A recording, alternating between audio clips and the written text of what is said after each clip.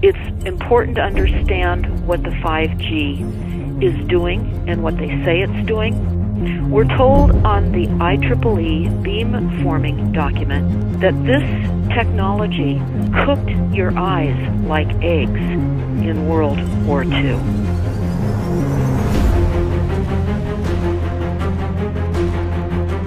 And you all need to understand these are military weapons. These are assault frequencies. If you garner nothing more than that, that's what you need to know. It's microwave radiation warfare. This is what this is.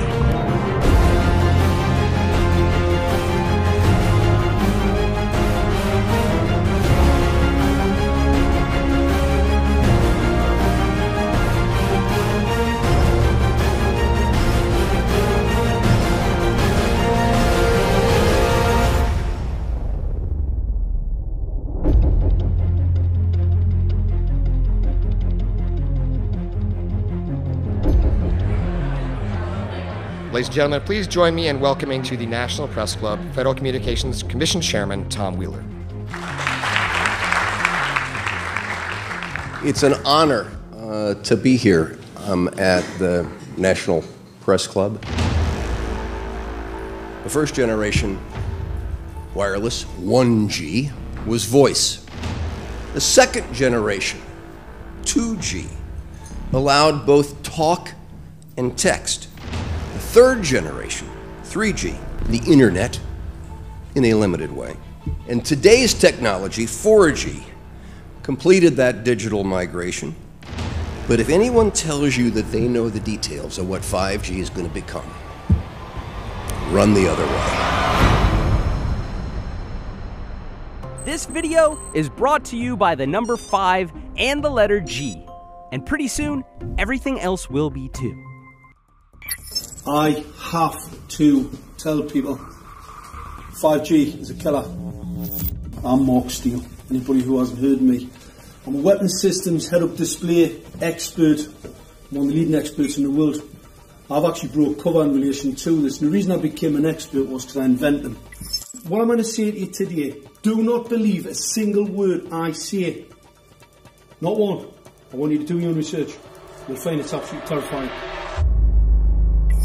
You got your body cam? Aye. Oh, good lad. Right, because I'm talking to that. This 5G roll-up is a weapon system. I've got a letter in with central government because I know about weapon systems more than anything other. In Britain, in a place in the north of England called Gateshead, a scientist there called Mark Steele has been very publicly and actively warning people about the effects of LED streetlights, which he says in Gateshead are emitting now 5G. Right, what's the crack? Hey, lads. I'm just having a word with these Gateshead council workers about replacing these transmitters on these lights that are causing harm and assaulting the community. This is an existential threat to the economy, to the environment and humanity. If these transmitters are everywhere, then everyone's at risk, surely.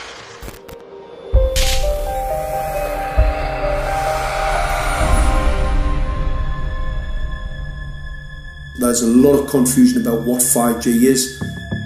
The G stands for generation. So you started off with the first transmitter system. Back in the 1980s. In the 80s, yeah. So you had 1G, then you had 2G.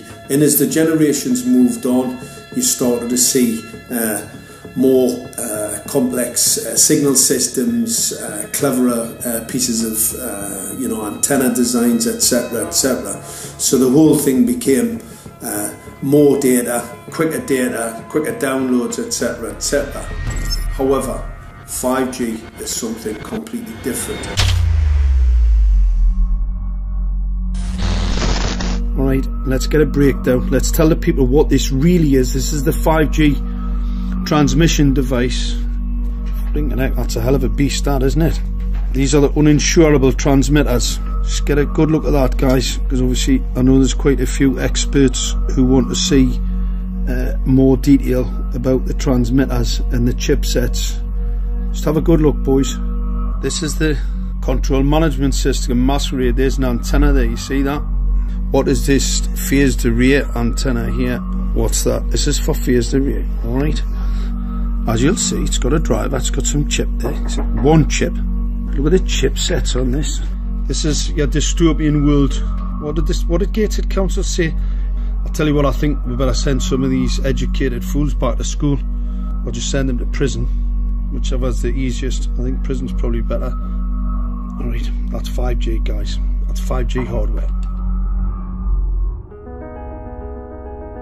You must consider the whole part played by electricity in nature. Human beings cannot go on developing in the same way in an atmosphere permeated on all sides by electric currents and radiations. It has an influence on the whole development of man. This life of men in the midst of electricity, notably radiant electricity, will presently affect them in such a way that they will no longer be able to understand the news which they receive so rapidly. The effect is to damp down their intelligence. Such effects are already seen today. Even today, you can notice how people understand the things that come to them with far greater difficulty than they did a few decades ago.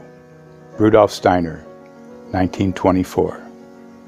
Rudolf Steiner noted that in 1924, since then our atmosphere has become far more permeated with electric waves of widely diverse types. There's no doubt now that electric waves, electromagnetic forces, cause direct biological effects. There's thousands of peer-reviewed papers on this subject.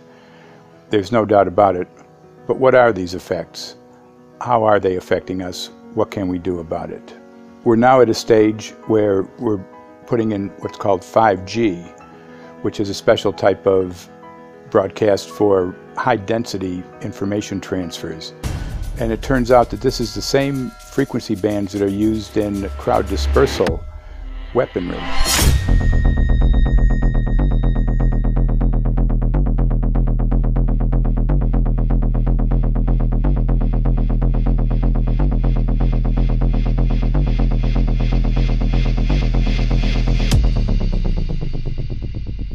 5G, first and foremost, is densification. So it's significantly more transmitters in close proximity to a human, and it is also a sophisticated, illegal, unlawful transmitter. What I mean by that is it is a high gain dielectric lens antenna, and what that allows 5G transmitters to do is to 3D map its environment in your home.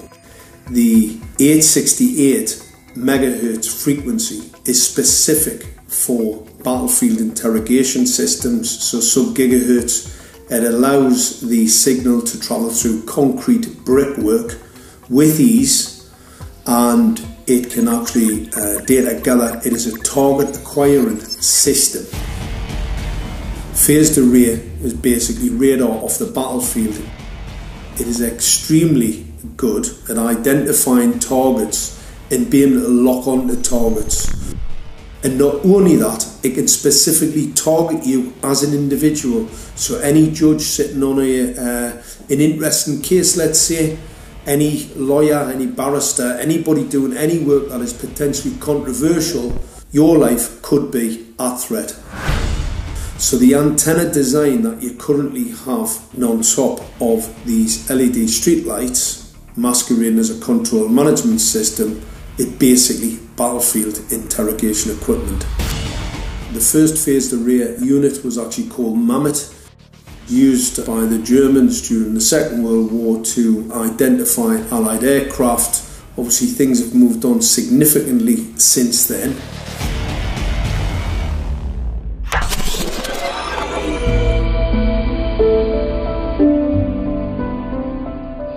Well, I joined the Royal Navy in 1960, and I specialised in microwave warfare. Radar, obviously, which uses microwave, but they don't just teach you radar, they teach you all about microwaves and other uses. So I understood about microwave warfare and how it can damage people, how it can harm people. Microwaves then were used as weapons, as they are today. It is a perfect stealth weapon, and when governments don't like a group of people For instance, the ladies who protest at Greenham Common in England about the American missile base they camped, they were microwaved. We microwaved Catholics in Northern Ireland to make them sick. It goes on all over the world, and it's a weapon that you don't know you're being targeted, because the dose is very, very low, which is actually more dangerous than a high dose. It's very, very low, and it may take a year or two, but you can cause neurological damage and cancers with low-level microwaves, and you can make all your opponents sick. It's a perfect weapon for a government. Our impulses are being redirected. We are living in an artificially induced state of consciousness that resembles sleep. Their intention to rule rests with the annihilation of consciousness. We have been lulled into a trance. They have made us indifferent to ourselves, to others. We are focused only on our own gain.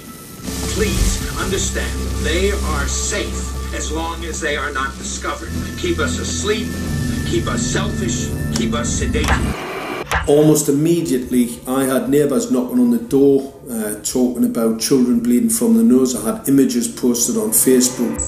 And one neighbour in particular came to my door and mentioned the fact that since the LED street lighting had been installed, she was bleeding from the nose every single night. I thought it was unbelievable.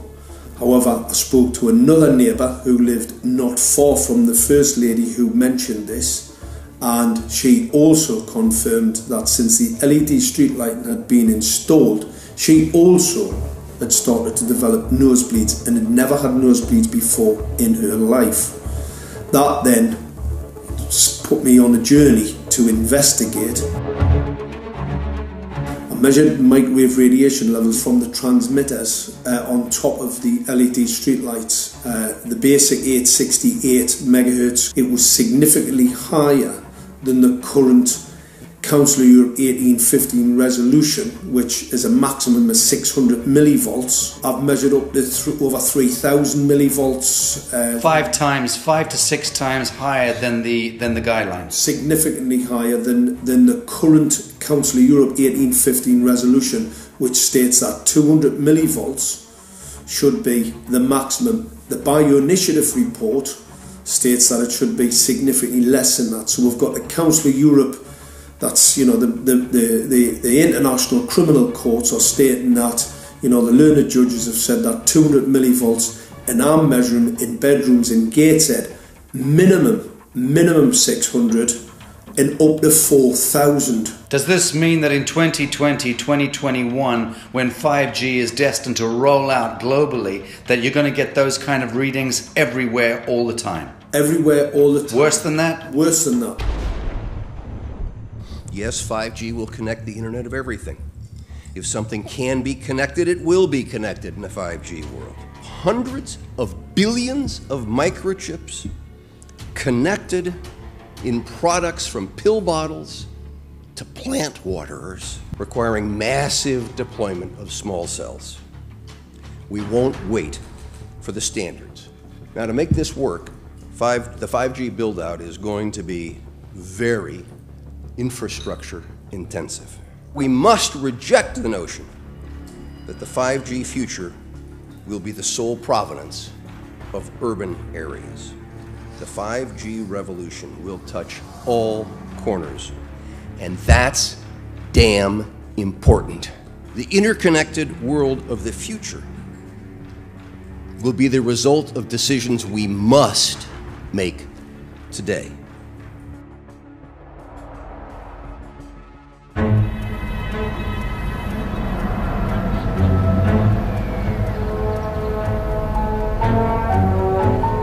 The main issue before us today is Senate Bill 637 and Senate Bill 894, the former by Senator Hugh and the latter by Senator Knopf.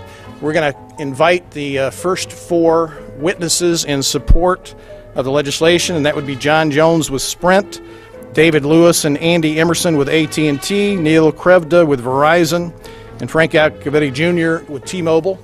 So be straight with me. Is it true? It could be. No, well, very few cases. There was an unfortunate incident out in Iowa. Look, gentlemen, practice these words in front of the mirror. Although we are constantly exploring the subject, currently, there is no direct evidence that links cell phone usage to brain cancer.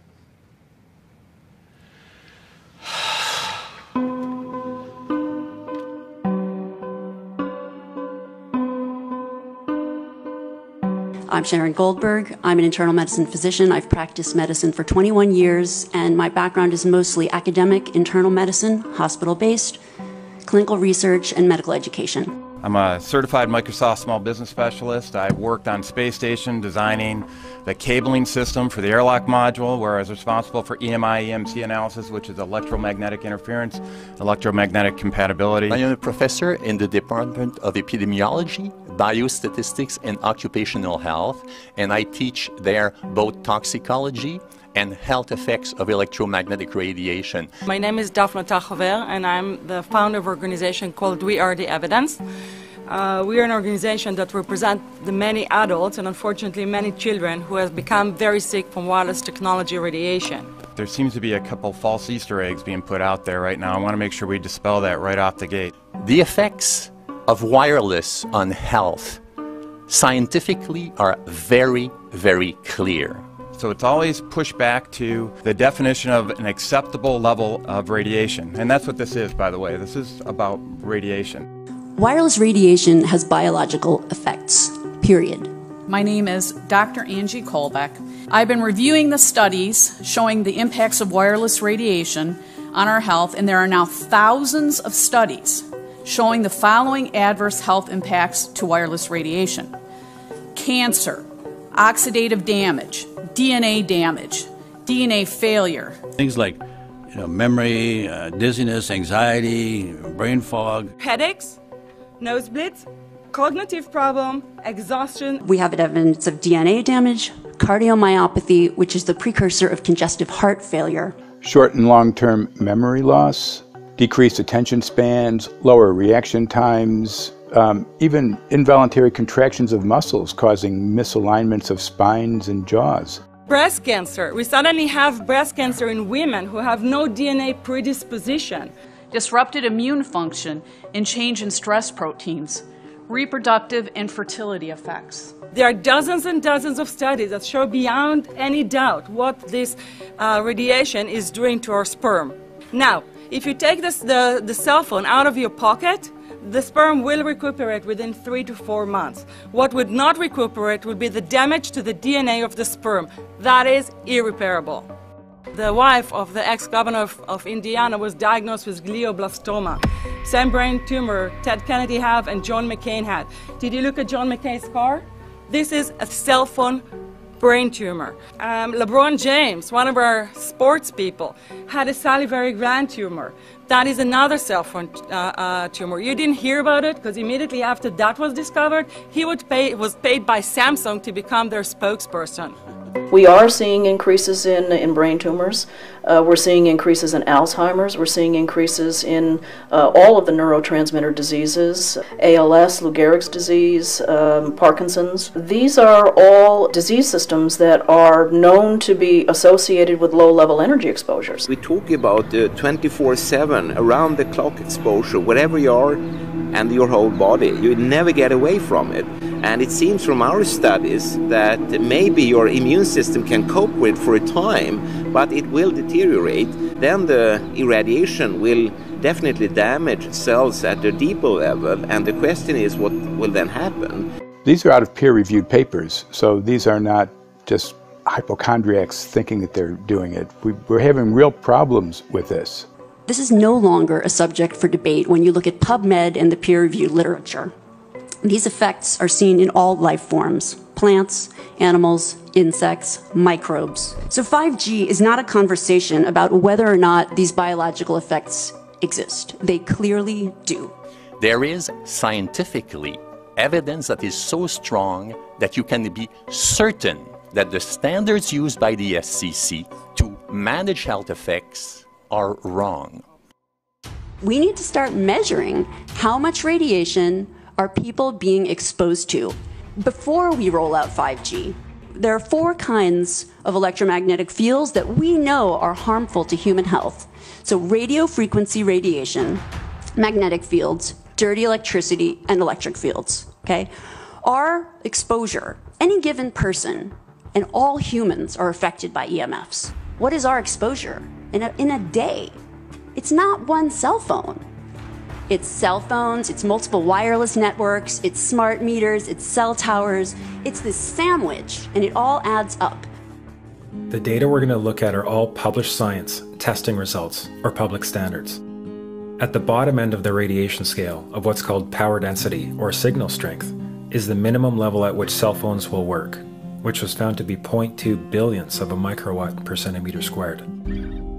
Pine needles were found to age prematurely at 0.000027. At short-term exposures of 0.05, children aged 8 to 17 experienced headache, irritation, concentration difficulties, and behavioral problems. 0.1 is the biobiology or building biology guideline for extreme concern. 1.0 produced sperm DNA fragmentation and a decrease in sperm viability in vitro. Also at 1.0, the science shows the following bodily effects can occur: headaches, dizziness, fatigue, insomnia, chest pain, difficulty breathing, and indigestion. 2.5 saw altered calcium metabolism in heart muscle cells. 4.0, changes in the hippocampus affecting brain memory and learning. And at 6.0, DNA damage in cells. So, where are smart meters on this list?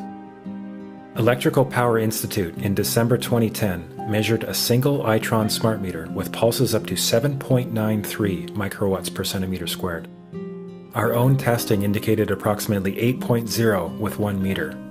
These tests are at a close distance, approximately 1 foot away from the meter, but an infant's crib could be just as close on the other side of the wall where the meter or bank of meters are installed. Even though there are all these known health effects at levels far lower, Switzerland, Liechtenstein, and Luxembourg see fit to set the standard at 9.5.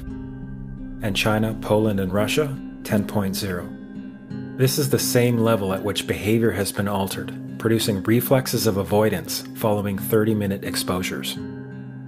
A room of 12 smart meters, very common and even a conservative number in an apartment building, tested at 19.8 microwatts per centimeter squared. This is hundreds of times higher than levels which clearly indicate harmful effects.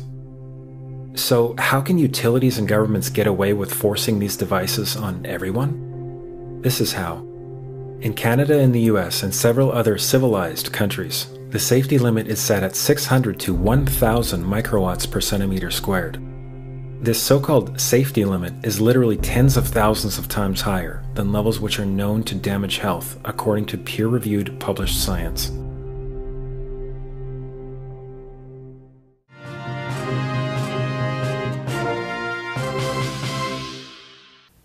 Faster, better, more reliable internet. That's the promise of 5G technology, but there is also the peril. Health hazards associated with radio frequency that is higher also and requires more transmitters and antennas. And the stark, simple fact is the health hazards are unknown and unstudied. And that is a sign of neglect and disregard on the part of the Federal Communications Commission that seems unacceptable. There have been no answers so far. The FCC basically has said everything's fine, but in order to reach a conclusion about the health and safety of this new technology, we need facts. Mr. Chairman, thank you for having this hearing. 5G, as you well know, also uses higher frequency waves that don't travel as far and will rely on a network of hundreds of thousands, potentially millions of small cell sites. And the question then is, are there any health implications, any public safety implications to those additional sites that are likely to be located close to homes, schools, workplaces, and closer to the ground, correct? Correct, Senator. Yes. So my question for you, particularly Mr. Gillen and Mr. Perry, how much money has the industry committed to supporting additional independent research? I stress independent research. Is that independent research ongoing? Has any been completed? Where can consumers look for it? And we're talking about research on the biological effects of this new technology. Thank you, Senator. I think, thank you for your focus on the issue. Safety is paramount, and as you alluded to, we rely on the expert agencies, we rely on the findings of the FDA and others as to the requirements to keep all of us safe. There are no industry-backed studies, to my knowledge right now. Happy to visit with you as to what opportunities you think there needs to be more studies, and we're always for more science. We also rely on what the scientists tell us. So essentially, the answer to my question, how much money? Zero.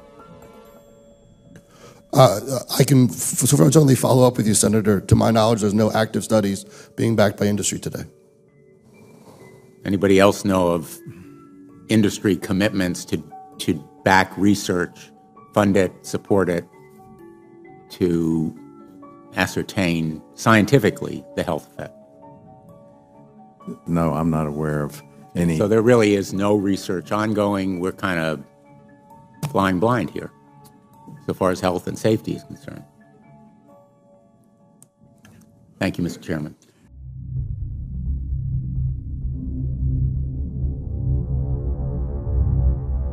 You're a trained medical professional. Yes. We don't have one on the panel.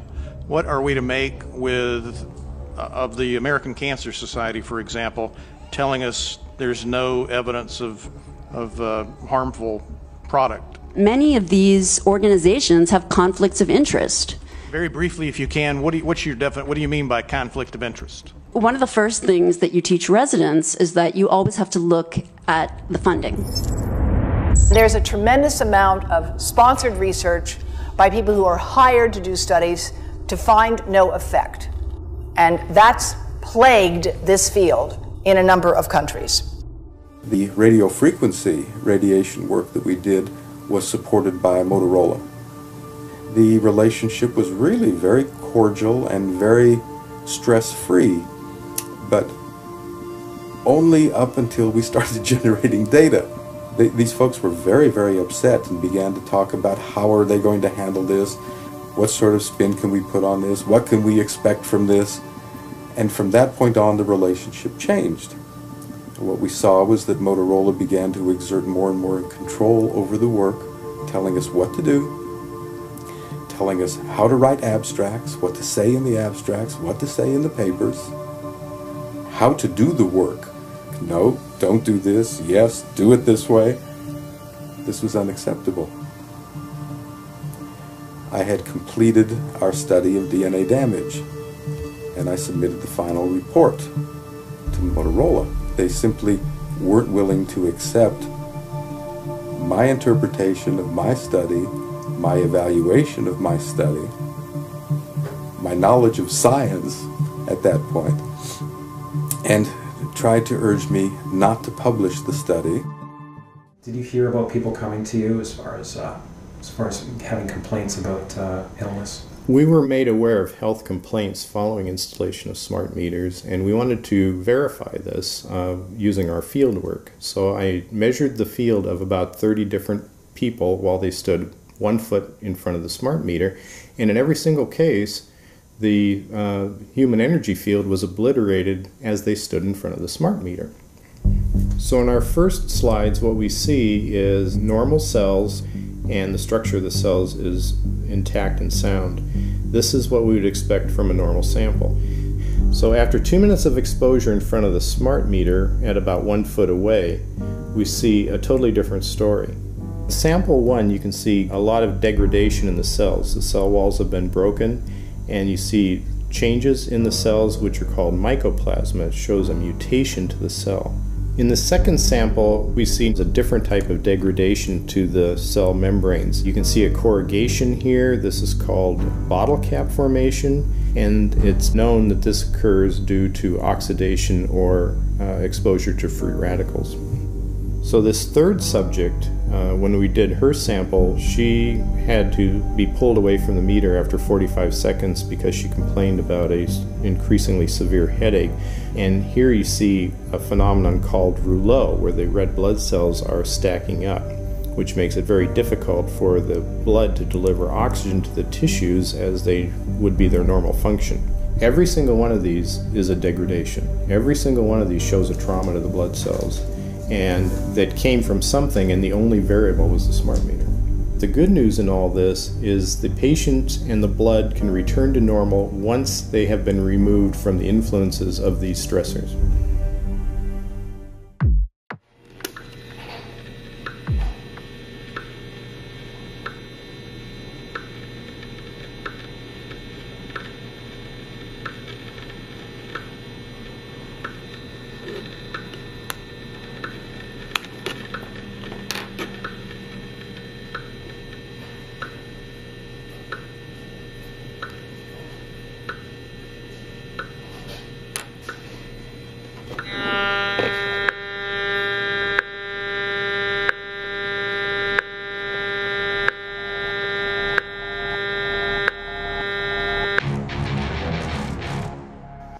Some of the effects that we can look at, well, one thing is just our regular Wi-Fi, 2.4 gigahertz. That's in the same range as microwave ovens, which are also called radar ranges, because that is radar. 2.4 gigahertz is interesting. It's not the peak absorption rate in water for microwave frequencies, but it's at a point where it allows full penetration, because if it came in at the peak, it would prevent the insides from getting warm. So that's with basic Wi-Fi. Now when we look at 5G, 60 gigahertz, this is what they call active dispersal sort of weaponry, just to keep people back. It burns the skin. It doesn't penetrate, but 60 gigahertz is the frequency of oxygen molecule absorption. Since they have electrons that they share with each other, what we breathe is actually O2, pair of oxygen. So being bombarded with 60 gigahertz could very well impair our oxygen absorption rate in our body, and thereby the whole basis of our living system. Martin Pall says, putting tens of millions of 5G antennas without a single biological test of safety has to be about the stupidest idea anyone has had in the history of the world. So assessing all this, we have experts in various fields: military EMF weaponry, biological effects on humans, firefighters that are getting cognitive impairment by being there in them, countries that are banning these sort of technologies around schools because of the impairment to cognitive.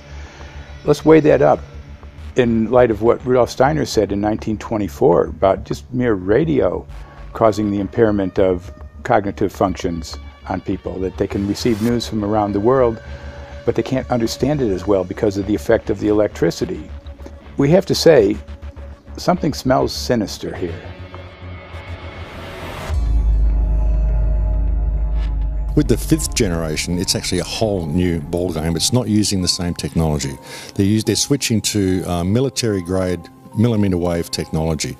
And when you look at this technology, I mean, if you go and look at DARPA reports, come and look at some of the patents that the United States military has put out on what they can do with psychological weapons, all sorts of things, crowd control, active denial, anything you can think of, this is what they can do with 5G. So any type of military application you can think of which has an electromagnetic base, they can do with 5G. And they're putting this out blanket across the population. Ladies and gentlemen, the President of the United States. Good evening, my fellow Americans. In the councils of government, we must guard against the acquisition of unwarranted influence, whether sought or unsought, by the military-industrial complex. The potential for the disastrous rise of misplaced power exists and will persist. We must never let the weight of this combination endanger our liberties or democratic processes.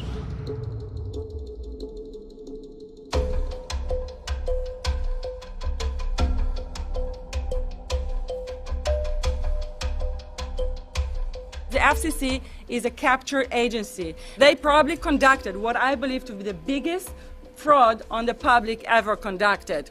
The FCC has been described by Harvard University's Center for Ethics writer Norman Alster as the most captured agency in D.C., acting more as an industry cheerleader than a regulator. This is especially true today with 5G, where there are serious safety concerns and potentially misleading information coming from the FCC. For example, the previous chairman of the FCC is Tom Wheeler. He was the head of the Wireless Lobby Association for 14 years. Now remember, Obama told us there would be no lobbyists in his administration, so he took the biggest lobby and put him as a head of the FCC. And that's damn important.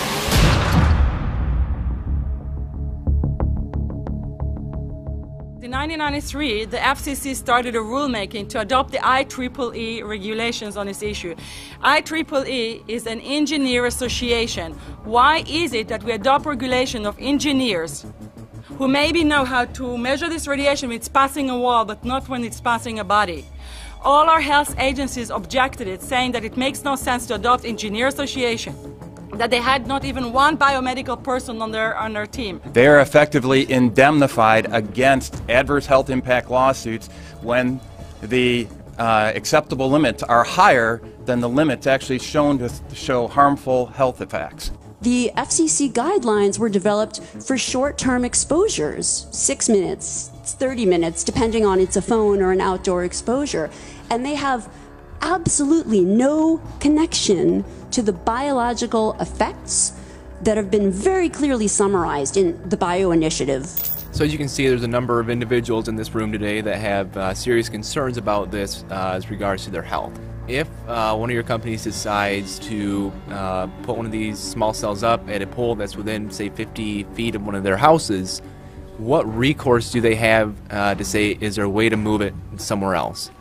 There's language in the bill so that the authority can require the applicant to come forth with certification of compliance with the FCC's rules related to radio frequency emission. Remember that denial of request or denial permit request that you can put in? It's going to point back to the acceptable levels as determined by the FCC. Not the EPA or not the CDC, the ones who usually take care of health concerns, but by the FCC, which is staffed by former members of the telecommunication industry. That's the fox guarding the hen house. It's a fact that most insurance companies will not indemnify against EMF effects. Telecom companies around the world are warning their investors of potential major costs due to real or alleged risks of EMF pollution from their products. Interestingly enough, they're warning their investors, but they're not telling their customers. They're basically keeping it quiet because that's where their money comes from. So we're using technology that could be very potentially harmful to us, and the investors know it. But their only worry is that they might lose money, not that our health might be affected. First of all, I think what you should really think about is why is it that they're not insured? It's not that they chose to be self-insured. They actually rejected by the insurance company from being insured because they understand the risk. And so the insurance companies, the big insurance companies, will not insure the telecommunications? So there's insurance companies, and then there's what's called secondary insurance companies. Secondary insurance companies are the insurance companies that insure the insurance companies. So in an event, an insurance company, let's say I insure Verizon, and it may not be able to meet the claims, then the secondary insurance company is kicking in. Like Lloyd's of London. Sorry? Like yes, Lloyd's of exactly. London. So two leading ones would be Lloyd's of London and Swiss Re. Both told the insurance company not to insure the wireless industry, and this is why they're not insured. And that should give you a hint. Now, this is exactly why they have to prevent a health lawsuit. And how do they prevent lawsuit? That goes back to Section 704.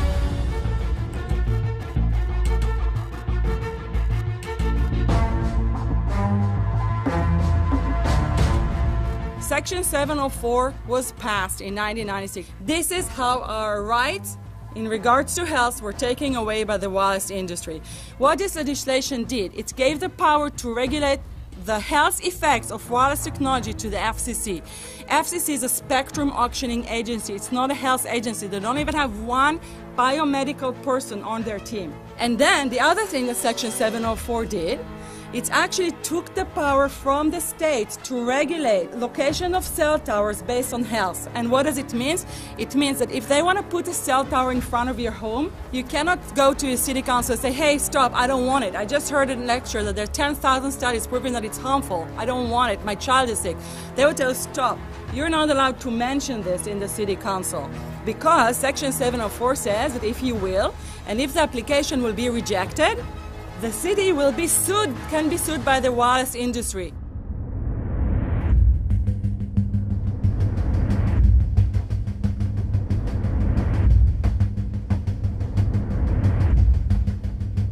A major U.S. government study on rats finds a link between cell phones and cancer. Very first government study linking the radiation from cell phones to cancer. Two-decade, $30 million federal study out today found there is some evidence of a link between cell phone radiation and brain cancer. Professor, what is the NDP? I've heard that study several times. NDP is what? So it's a $25 million study on rats and mice that was supposed to demonstrate that there were no effects of radiation below thermal. And in fact, it demonstrated exactly the opposite. And it follows on the heels of two major studies on animals that said exactly the same thing. And that study was designed perfectly to make sure that it cannot be challenged, that there will not be any doubt. That's why it took them 14 years. That's how they prevented discussion of health. And why do they want to prevent discussion of health if there's no problem with health? Simply put, FCC is completely unprepared, unable, and possibly unwilling to oversee 5G for safety, even as it barrels toward us. They are falling back on tired definitions and panaceas long since disproven by science. To make matters worse, recent FCC rulings and numerous industry-friendly bills passed at state and federal levels between 2016 and 2018 removed the last vestiges of local and state review over infrastructure siting, just when we need it the most. When those first studies were performed years and years ago, nobody knew about the importance of the microbiome, the role of the microbiome and the immune system, and even less the role of the microbiota inside our brains, that is, the microbes that are normally resident inside our brains, whose influence on brain function is nothing but immense. And you may think, well, who cares about the microbes? The less microbes we have, the better it is. Well, we know by now that this is not absolutely the case, because microbes are truly essential for the development and function of all our organs and systems. Our immune system is based on the microbes we have in our gut. And our brain also has microbes that influence its function. In tests, it's been found things like mold. If you grow mold inside a Faraday cage, it'll grow one way, and then even if the electromagnetic fields are around, take the Faraday cage away and some sort of 600 biotoxins are developed within the mold because of the effects of the EMFs upon it. Electromagnetic fields, even of weak quality, have an effect upon our microbiome, which is really essential to our whole being. This is going to eviscerate microbial DNA inside human beings, which is our effective operating system, number one. So it may not impact human DNA in laboratory experiments right now, and they're saying it doesn't impact human DNA. But given that human DNA is less than 1% of the cellular DNA in the human body, the rest of the cellular DNA is microbial, and we know that this will eviscerate microbial DNA. So we're talking about a takedown of the operating system of human beings. Exactly. I couldn't have put it better myself.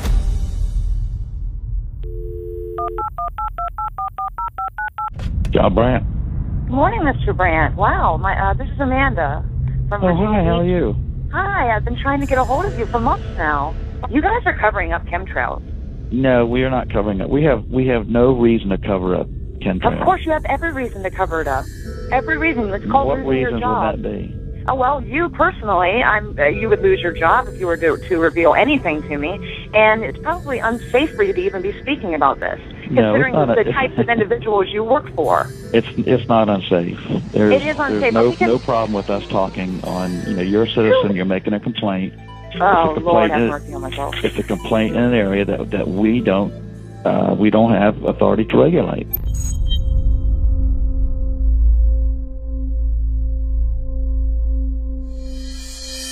So the connection between chemtrails and 5G. It's all interconnected. The metallized particulates, that would allow the 5G phased array, so basically the radar, that would allow it to be able to identify you, so it can watch you, it can identify you in your own home 24 hours a day, 7 days a week. For the last X amount of years, we've been through chemtrailing, and that is now the cat is out of the box. We've had these nanoparticulates raining down on humanity for years now, impregnating our bodies, by best accounts staying inside our bodies. Those nanoparticulates, what you're saying, are building up a kind of a phosphorescence glow capability so that we can be flagged up in our homes, behind concrete and steel, inside bunkers, in the basement, doesn't matter where you are. The 5G will be able to now triangulate, map and read you, because you as a living being are impregnated with these nanoparticulates, which are acting as a kind of transmission and reception technology. It's exactly, absolutely exactly.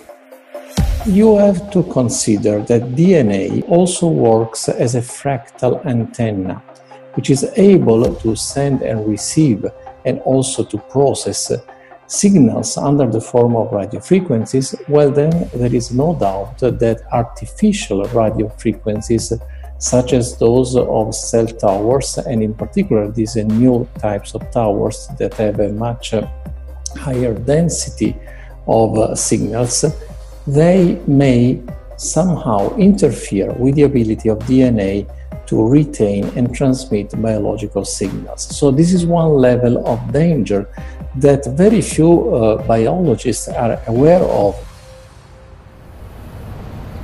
How much effort was put forward to address this, what most of these people are, or many of these people are here for, which are the health concerns? Was there any dialogue back and forth? Was there any working, was there many studies evaluated to look at regarding this area?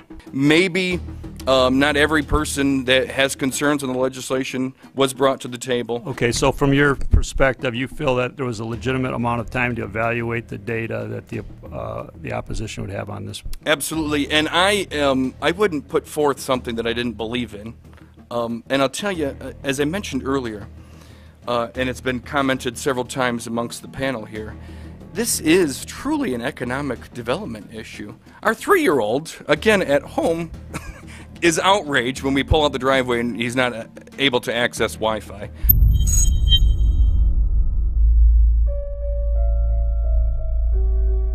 I think anyone who puts Wi-Fi into a school should be locked up for the rest of their life. I really do. I think they're not fit to walk on the surface of this planet because they haven't looked at the research, and whatever incentive they have, it is not worth the genetic problems that parents are going to face with their children when they're born. France has banned Wi-Fi in nursery schools and put warnings out for regular schools because they're finding there's impaired learning capacity in children when they're around Wi-Fi. And they have to put up warning signs where they put Wi-Fi transmitters. When I got sick and I learned that they're putting Wi-Fi in the schools in Israel, I was very sick at the time, but I could not tolerate the thought that children in the schools will become as sick as I have. And after a few months of correspondence, I submitted a Supreme Court case in Israel to ban the use of Wi-Fi in the schools and replace them with wired network. The 4 top diseases that kill our children, our young adults right now, are brain tumors, thyroid cancer, testis cancer, rectal cancer, everywhere we put our cell phones. And a lot of our children are sick and they're being misdiagnosed and mistreated because the wireless industry has put billions and billions of dollars in the past 30 years to mislead the public as to the health effects and keep the public uninformed. We are performing an experiment on children. We are exposing children to microwave radiation for 6 hours during every school day.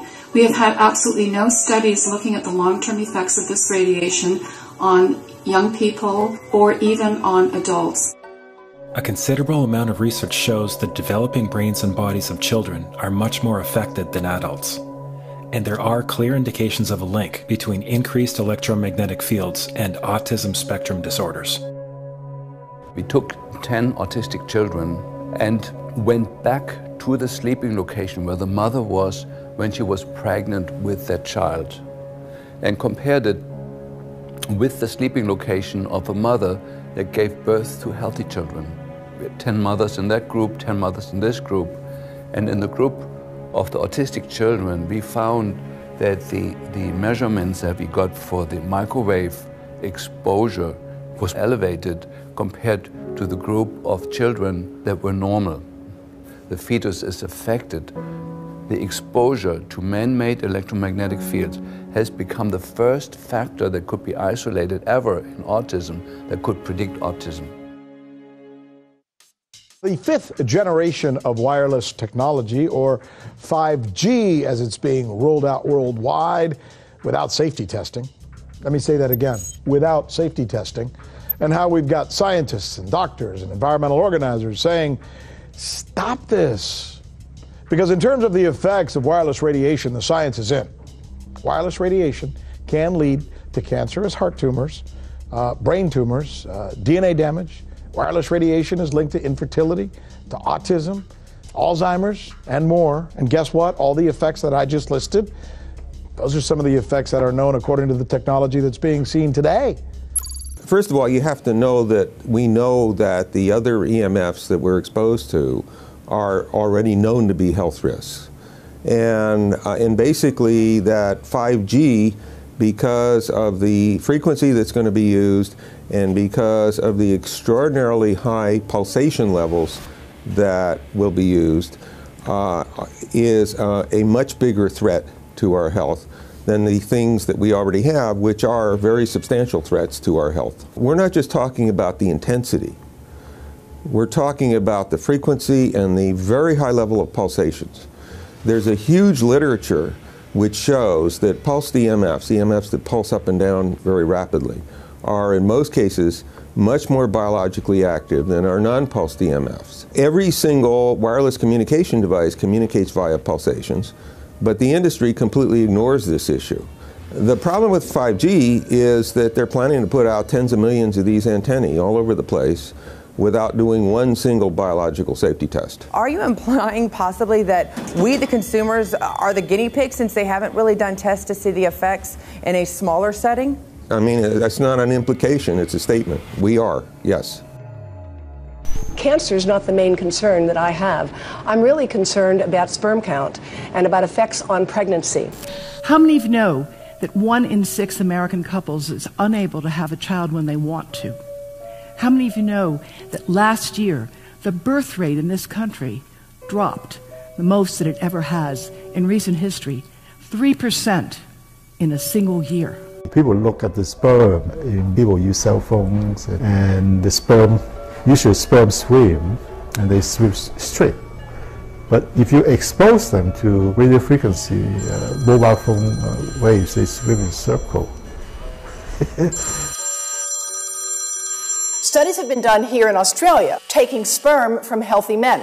And one test tube gets exposed to cell phone radiation, and one test tube is not exposed to mobile phone radiation.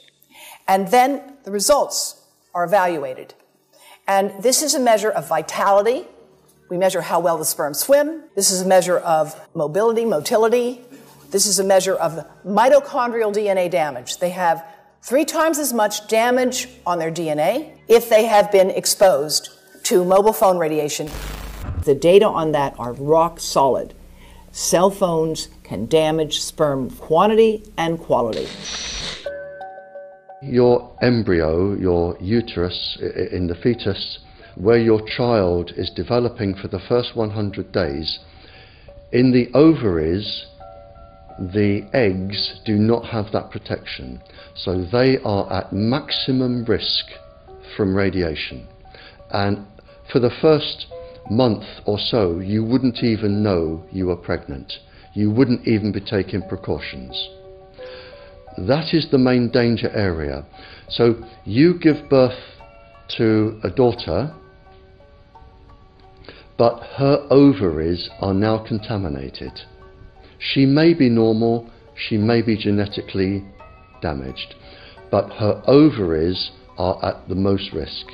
So when your daughter grows up and she becomes pregnant and has a baby, this is where one of these eggs will be fertilized and come out.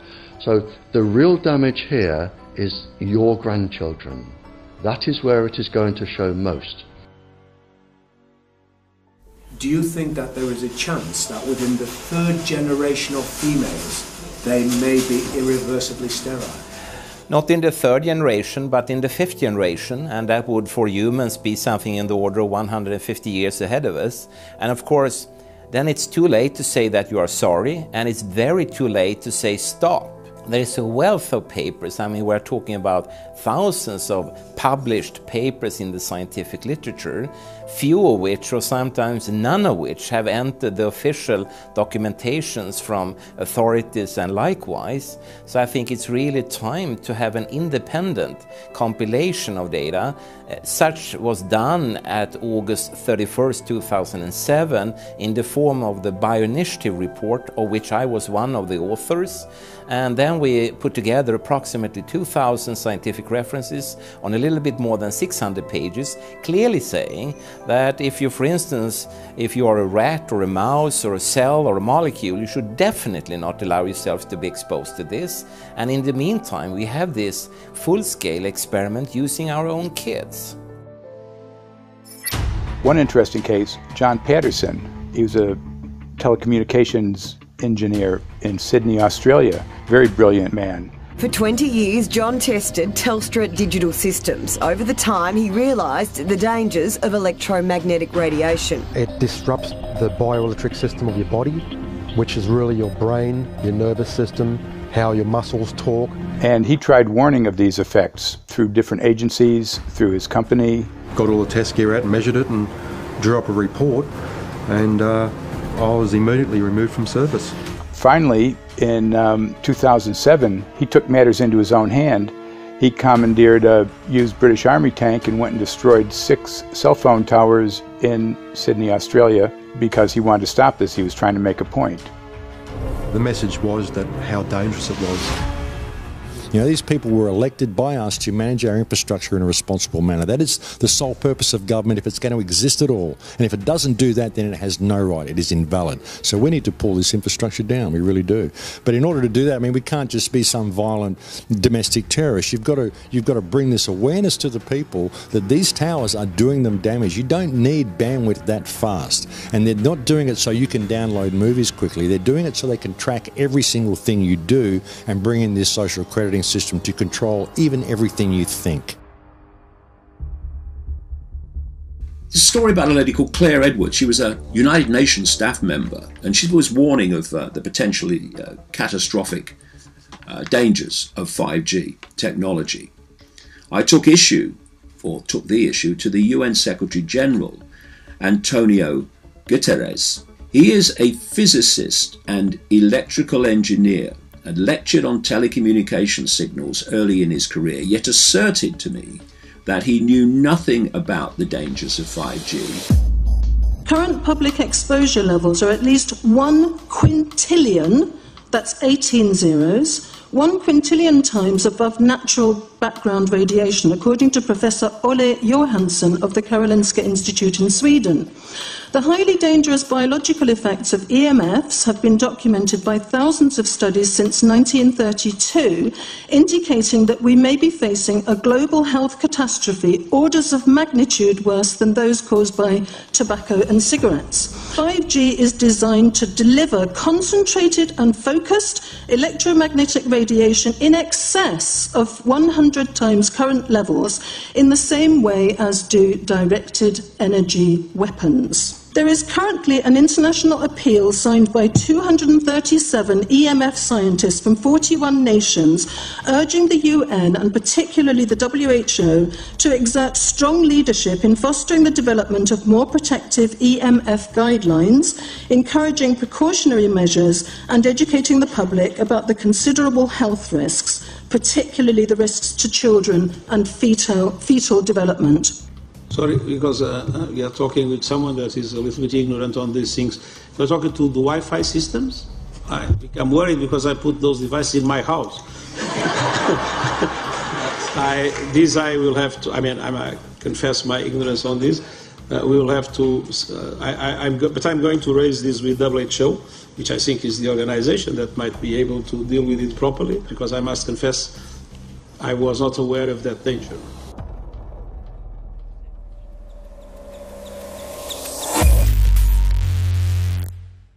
In 1996, when the Telecommunications Act was passed, in it was a provision essentially that kept local officials from addressing health issue concerns when approving or not approving a cell tower. So that's correct. But then something new is happening. We've talked a lot about it on the Solari report, thanks to Jason Bogdan-Smith and his website EMF Warriors. But this is new. This is very, very new. So you're basically, sending out an appeal on something that in one sense hasn't happened yet. This is not just an incremental change. This is a big step up.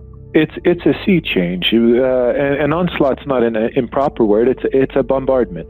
So instead of a cell tower 1 mile or 2 miles from you and you still have cell phone service, we're going to have antennas every block, and some poor soul is going to have one mounted to a utility pole maybe less than 20 meters from their home.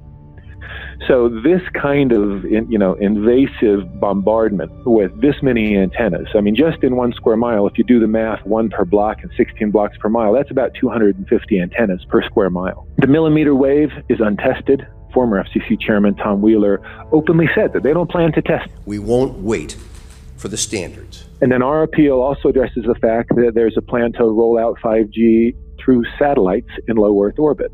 So 20,000 satellites, which will cover every square foot of the planet with a 5G signal. 6, 5, 4, 3, 2, 1. Night after night, politicians and other leaders were telling Americans that Sputnik revealed that we were at great risk. Not just our pride, but our security is at stake. If Russia wins dominance of this completely new area, well, I think the consequences are fairly plain. Probable Soviet world domination. We choose to go to the moon in this decade and do the other things, not because they are easy, but because they are hard. Because that challenge is one that we're willing to accept, one we are unwilling to postpone, and one we intend to win. Welcome, everybody, to the White House. This is White House 5G Summit. My name is Justin Clark. I'm the Director of Public Liaison, and we are thrilled to have you here today. Really happy to be joined by a lot of leaders in industry, members of Congress and the Senate, White House leaders on this, and people from the FCC. Before we start, one, we are government, so don't assume we know anything, okay? I do agree, I don't know anything. I have become accustomed to giving speeches in my new position on subjects about which I frankly know very little, and we need more cell towers and connections in Connecticut, my home state. It's ridiculous. The U.S. is in the lead thanks to our private sector as well as the work of the FCC and this administration overall. But China and South Korea and many other countries are eager to claim this mantle. We have every intention to deploy 5G first and reap the benefits of faster and more robust wireless. Yes, I hope we beat China, of course. And get to gigabit speeds and low latency, and the race has begun. Let there be no mistake. The race to 5G is a sprint. Winning the global race to 5G, it's a national priority. We must bear in mind the national security implications of winning the race on 5G. Today we're talking about the importance of being first in 5G, continued commitment to putting America first in the race to 5G. We're calling it America First, 5G First. Well, our strategy is called the 5G FAST Plan, a plan to facilitate America's superiority in 5G technology. Connected devices for health applications, which I love, has the capacity to make people healthier, as I understand it, a lot of medical applications. Industry is not asking the government for money to build 5G networks. They're asking us to cut the red tape that surrounds infrastructure deployment. We cannot let today's red tape strangle the 5G future. The red tape slows and sometimes stops the building of densified network facilities necessary for 5G. As we continue our efforts to keep government out of the way so that America can continue its leadership for America to win the race to 5G. One path is the government regulatory path. The other path is the private enterprise free market. Gales of creative destruction, Schumpeter path. Have you ever heard that? Gales of creative destruction? It just means let it rip. The new replaces the old. With 5G, we're on the cusp of another era of American innovation. It means an even more connected world for everyone around us, unlocking the potential of the Internet of Things to become safer, healthier, and more sustainable for our future. You know, sometimes, look, we all believe in the 10th Amendment, but sometimes you have to override it.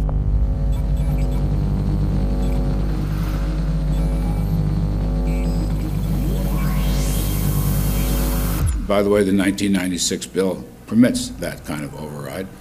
We're not here to be completely heavy-handed, but sometimes you got to do what you got to do. And some of these states or cities that don't want to cooperate want to shake us down. We can't allow obstacles and barriers to stop this movement. That's all.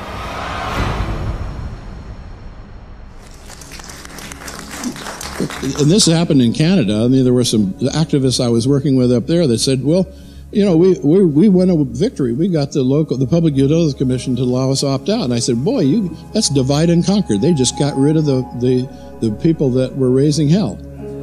So, you know, that's not the answer. We need to opt out everybody. An opt-out is an agreement to pay to not be harmed. An opt-out is volunteering into extortion. An opt-out says that if I don't pay you, you have the right to harm me. So that doesn't work. This is a mandate. This is being pushed down your throat by a company that is not responsive, by a government that is not responsible, and it's being done in a collusion that's designed to undermine the individual rights of individual people in communities across the country and around the world. The Minister for the Environment has a duty. His duty is primarily to ensure that there is cleaner, better, healthier environment for people in this country. It's a simple duty. He also has a responsibility in regard to science and innovation to make sure that that happens. What seems to be happening here, in fact one could say undoubtedly happening here, is he's using science and innovation to ensure that our right to life is threatened. There have been no public debates. There is no public discourse. There are no public disclosures as to why, when, how, what is going on in regard to 5G. That by itself is a breach of ministerial responsibility, and one which we really should look at in terms of a private prosecution against the ministers who have failed to protect our right to life. Okay, smart technology, smart meters, smart cars, not that smart, huh? What does smart mean? Anything that has smart attached to it, secret militarised armaments in residential technology. That's where smart came from. And smart, every bit of technology that you see today has all been developed for either some type of battlefield, some type of intelligence gathering system, and obviously these developments have to be commercialised, and people have actually took them into their homes. The definition of a smart grid is a wireless system that will fundamentally turn every single appliance in your home into the equivalent of a transmitting cell phone. That's every computer, every television, every furnace, every air conditioner, every coffee machine, every printer, every single appliance that you have in your house will eventually, in a smart grid, have an antenna that's embedded into it that will transmit your usage data to a smart meter on the outside of your home that will then transmit your usage data to another tower receiving that usage signal that will then go to the utility company for supposedly billing purposes. Not all signals will just be about your individual use. There will be aggregate meters that will bounce signal from house to house to house within a neighborhood that will then accumulate all of the usage data that will transmit that to the utility company. Now, what that will do is that the end metering system that is transmitting all of that data will be firing an RF signal at many, many times a second, which will increase the average homeowner's radio frequency radiation exposure exponentially. This picture shows some aphids on the leaf of an orange tree shortly after radar equipment was installed at a nearby airport a number of years ago. I noticed that every few seconds all the aphids would tense up in unison and do sort of a little dance, as you see in the picture. Upon further investigation, I found that the interval of time between the activity of each dance coincided exactly with the rotation of the radar rotor device at the airport, which was a distance of approximately 14 miles. The antenna arrays create this steerable beam, which helps concentrate the energy. The beams get pointed at the user. What's a MIMO tank? Massive in, massive out. British government have got a plan to roll 400,000 out. This is so that you've got 5G in every nook and cranny, every part of the countryside, so that you can have autonomous tractors, believe it or not. However, those transmitters, these are radar. It is phased array radar. Though that radar signal sweeping the countryside will kill every pollinator, every biological structure, it will sterilise livestock, it will kill the ground, so consequently land won't have a value, obviously farmers will die, the community will be under attack. The community will be under attack. If we can't produce food, if we kill all the pollinators, we're in serious trouble. The takeaway is that 5G, the $1 trillion rollout of 5G by our friendly local government, is definitely a weapon system masquerading as a modern efficiency technology. It most certainly is, and what I put it down to, it's economic terrorism. There is no value, nil, in killing off your population, in destroying your ability to grow food, to kill all your pollinators. They may have a nice financial number on a piece of paper, but in reality, dementia, diabetes, all the things that are currently crippling the NHS, a burden on the country, illness, mental health issues, the focus of that cause can be identified and has been identified in the science. The science is proven. The epidemiological data that we're seeing on the street is now substantiating that science. The DNA inside you, the mitochondrial DNA, you can trace unchanged to your mother, her mother, her mother, right the way back to the beginning of the human race in Africa, the Stone Age. It is unchanged, the mitochondria, and that is being unchanged in your children, which means if you damage it, your child could be genetically damaged, then her child, and her child, and her child, forever. You are condemning the future generations of every single child. There is, however, a light at the end of the tunnel, or there is some ray of hope. Thanks to the principles of biological quantum entanglement that we have learned how to exploit in the field of biology and medicine, now we can transfer the information from the microbial DNA to the human DNA. And in so doing, we can train, so to speak, the microbes to withstand whatever extreme condition they are exposed to, including this new technology. And then we can train them to transfer this resilience of theirs to our DNA.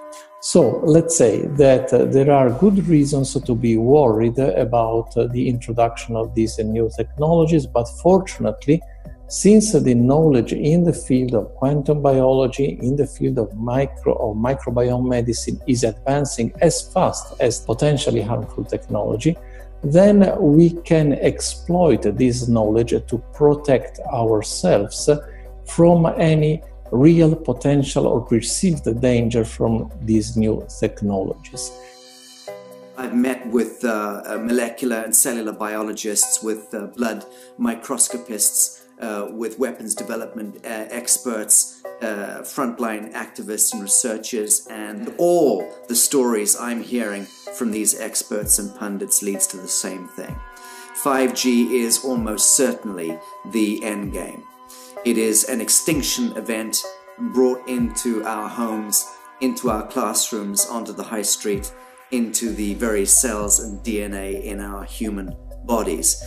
It is such a perilous threat that it is almost impossible to imagine, let alone describe. When the 5G signature goes live, it will tap into a multitude of satellites which are in geosat orbit around the surface of the Earth. Millions of surface antennas will pick up that signaling and will then scatter the signaling into hundreds and hundreds of millions of different micro antenna systems set up on street lamps and even in your home, which you're not aware of incidentally. The LED light bulbs in your home invariably contain the micro or nanotech lens flare capacitors which will receive the 5G signaling, and it will proliferate the 5G signaling everywhere by exploding the signal into billions of photons which will target everything all at the same time. This is stealth technology. This is invisible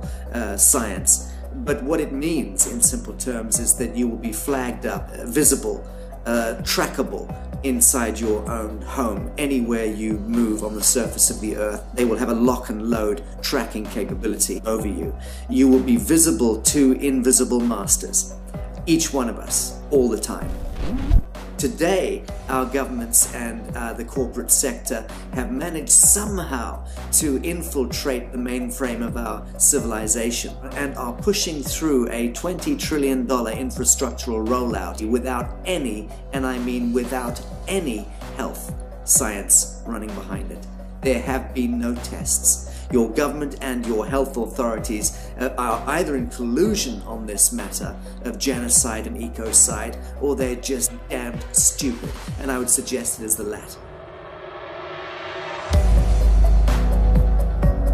Shame on the technologists and the electricians who are furthering this technology in our homes, in our offices, in our streets. Shame on the legislators and the parliamentarians and the troglodytes and bureaucrats that proliferate our society today. Shame on that echelon for putting their signatures to contracts which allow the fast tracking of this technology into our homes and onto our high streets. Shame on the parliamentarians and international leadership whose wet ink signatures and seals of office are sanctioning and permissioning the rollout of something which is arguably the greatest threat to humankind. Shame on each one of us who now fail to get up out of our homes, walk out of our front doors, and challenge every so-called authority who dares to violate our bodies, our homes, and our future generations.